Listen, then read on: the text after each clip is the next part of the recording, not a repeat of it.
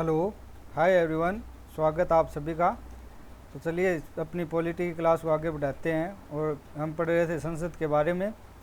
संसद का हमने पहला प्रश्न काल देख लिया, पहला घंटा देख लिया था, 11 से 1 बजे का टाइम पीरियड देख लिया था। अब 2 से 6 बजे की बात कर रहे हैं, उसमें आगे की चर्चा करेंगे। तो आप वीडियो को ज़्यादा से ज़्यादा लाइक करें, शेयर करें, चैनल को सब्सक्राइब करें। तो चलिए बिना किसी देरी के शुरू करते हैं आज की कक्षा।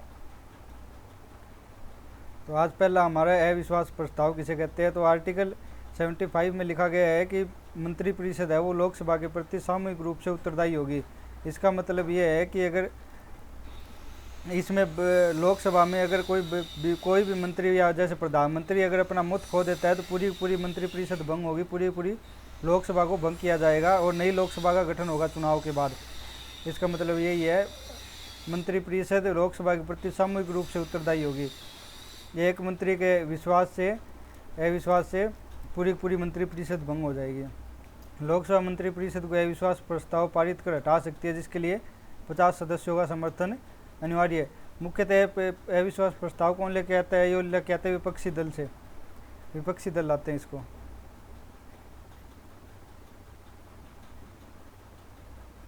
क्यों लाते हैं? क्योंकि अगर विपक्षी दल को लगे कि जो भी सत्ता पक्ष में जो सरकार है वो अपना मत खो चुकी है, उसके पास बहुमत नहीं है, तो उसको भंग करना आवश्यक है और नई सरकार का गठन करना, नई लोकसभा गठन करना भी आवश्यक है। इसलिए अविश्वास प्रस्ताव लाया जाता है। अगला निंदा प्रस्ताव। निंदा प्रस्ताव तो क्या है? तो ये पूरी मंत्री मंडल के विरुद्ध ना ला के किसी मंत्री के विरुद्ध लाया जाता है, ताकि उसके कार्यों की निंदा की जा सके, उसने जो कार्य किया है उसके बारे में उसको अवगत कराया जा सके एक तरीके से। तो यह मंत्रिपरिषद की कुछ नीतियों की निंदा करने के लिए लाया गया प्रस्ताव है। मंत्रिपरिषद को त्यागपत्र देना अनिवार्य नहीं है। तो अविश्वास प्रस्ताव आएगा तो उसमें तो क्या होगा कि जैसे प्रधानमंत्री अपना पद छोड़ेंगे तो पूरी पूरी मंत्रिपरिषद ही भंग हो जाएगी, तो मंत्रिपरिषद को त्यागपत्र देना अनिवार्य हो जाता है। निंदा प्रस्ताव में क्या होता है कि उन्होंने जो कार्य किया है उनकी बस आलोचना करनी है और कुछ नहीं है इसके अलावा। तो इसमें त्यागपत्र देना अनिवार्य नहीं है। वो जो भी कोई सदस्य है वो मंत्री को अवगत कराएगा कि आपने ये गलती की है, आपके कार्य आलोचना सभी करते हैं, कमेंट करना, तो नेगेटिव कमेंट करेंगे वो एक तरह से, ये मान लो आप। उसके बाद है धन्यवाद प्रस्ताव। तो क्या होता है कि कोई भी वित्तीय वर्ष प्रारंभ होता है या फिर कोई भी आम चुनाव का पहला सत्र प्रारंभ होता है या वित्तीय वर्ष का पहला सत्र प्रारंभ होता है, तो राष्ट्रपति संसद को संबोधित करते हैं, संसद में अपना भाषण देते हैं। तो राष्ट्रपति उस भाषण में क्या कहेंगे? राष्ट्रपति उस भाषण में जो पिछला वर्ष बीत चुका है और आने वाला वर्ष है उसमें सरकार की जो उपलब्धियाँ हैं उनकी तारीफ करेंगे कि सरकार ने क्या खोया क्या पाया, उनके बारे में बताएंगे। एक तरह से जो हम बोल सकते हैं कि सरकार की नीतियों के बारे में उल्लेख किया जाता है। तो इनके ऊपर इस संबोधन को बाद में दोनों सदनों में चर्चा के लिए रखा जाएगा कि राष्ट्रपति जी ने जो बोला है, जो सरकार की जो तारीफें की है उसके ऊपर चर्चा करेंगे और मतदान करेंगे। उस मतदान में उस प्रस्ताव को पास होना अनिवार्य है। अगर प्रस्ताव पास नहीं हुआ तो यह समझा जाएगा कि लोकसभा में जो सदस्य सत्ताधारी जो दल है उसमें आपस में विश्वास नहीं है, उनके कार्य संतुष्टिपूर्ण नहीं है, तो सत्ताधारी दल को त्यागपत्र देना होगा, पूरी पूरी मंत्रिपरिषद भंग हो जाएगी। तो धन्यवाद प्रस्ताव। प्रत्येक आम चुनाव से पहले सत्र और प्रत्येक वित्तीय वर्ष के पहले सत्र में राष्ट्रपति सदन को संबोधित करते हैं। जो इसमें राष्ट्रपति क्या करते हैं? पूर्ववर्ती वर्ष यानी पिछला वर्ष जो बीत चुका है और आने वाला वर्ष जो आने वाला वित्तीय वर्ष होगा उसका खाका तैयार करते हैं। उसमें पिछले वर्ष में क्या उपलब्धि हासिल की है और आने वाले वर्ष में क्या इनका मोटो है, क्या इनका जो लक्ष्य है वो रखते हैं। दोनों सदनों में इस पर चर्चा होती है, जिसे धन्यवाद प्रस्ताव कहते हैं। इस प्रस्ताव का पास होना अनिवार्य है, नहीं तो मंत्रिपरिषद को त्यागपत्र देना होगा, क्योंकि इसमें सरकार बेसिकली इस प्रस्ताव में सरकार की खूबियों के बारे में बताया गया। अगर यही सरकार पास नहीं करवा सकी अपनी नीतियों को तो बेसिकली ये समझा जाएगा विश्वास में है नहीं सरकार।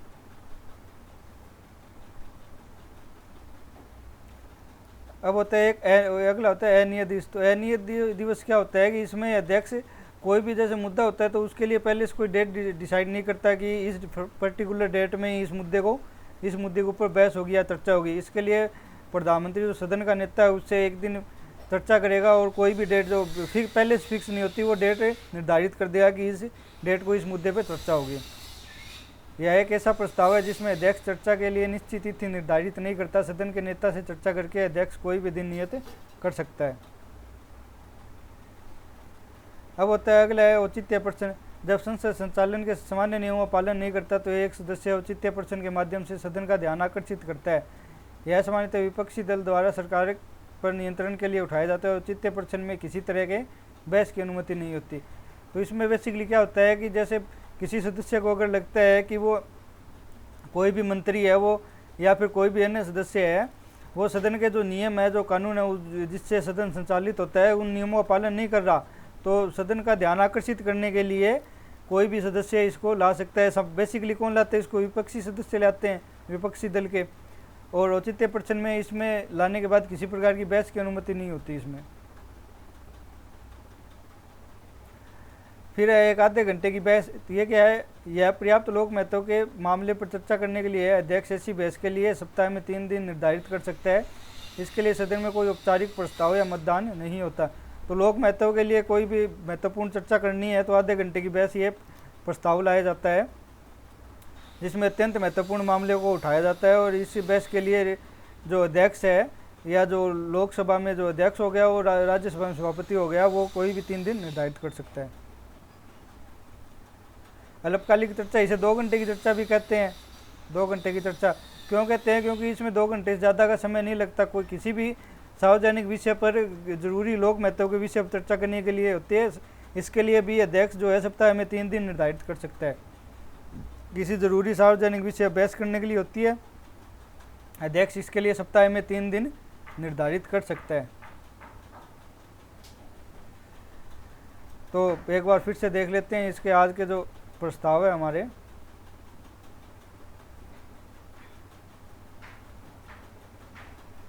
तो अविश्वास प्रस्ताव अनुच्छेद 75 में कहा गया है कि मंत्रिपरिषद लोकसभा के प्रति सामूहिक रूप से उत्तरदायी होगी। यानी कि अगर एक मंत्री कोई भी विरुद्ध अविश्वास प्रस्ताव पारित हो जाता है तो पूरी मंत्रिपरिषद को त्यागपत्र देना होगा। और इसके लिए कम से कम 50 सदस्यों का समर्थन अनिवार्य है। इस प्रस्ताव को लाने के लिए 50 सदस्य इस प्रस्ताव के समर्थन देंगे। उसके बाद लोकसभा में ये प्रस्ताव आएगा, उसके बाद मतदान होगा। मतदान में अगर ये पारित हो गया तो मंत्रिपरिषद अपना त्यागपत्र देगी। निंदा प्रस्ताव क्या है? निंदा प्रस्ताव किसी भी सदस्य की कुछ नीतियों के बारे में निंदा करने के लिए, मंत्रिपरिषद की नीतियों की निंदा करने के लिए लाया जाता है। इसमें त्यागपत्र देना अनिवार्य नहीं है।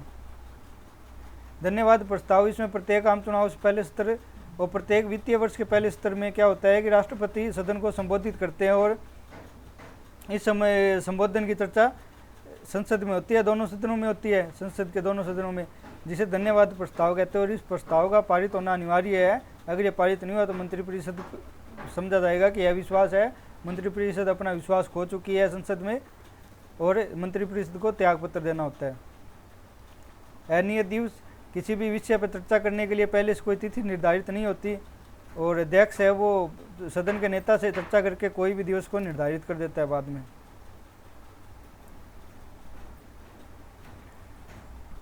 इसी प्रकार आगे है एक आधे घंटे की चर्चा।